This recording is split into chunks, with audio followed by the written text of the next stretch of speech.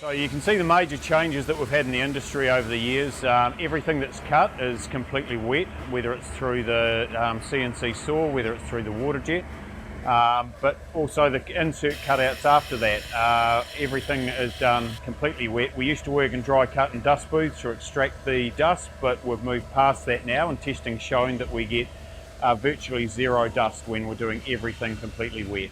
The major cutting's done by the machines. The first stage of the polishing is done by robotic polishers, and we protect the guys as far as possible. They still wear respirators and launderable overalls, so they are routinely taken off site and commercially cleaned. And I know WorkSafe's been quite active getting out there and checking out the different operations, but certainly through our suppliers we still hear stories of quite a bit of dry cutting that still goes on out there in the market.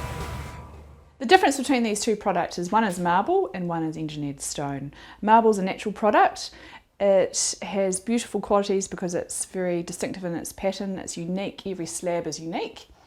Engineered stone is very controlled, it's more pure in its sense of colour base, it's consistent.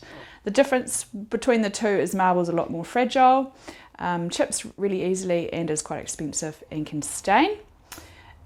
Whereas engineered stone is more of a stable product, it's 3 times the strength of natural stone, it doesn't stain and it's consistent with its colour base.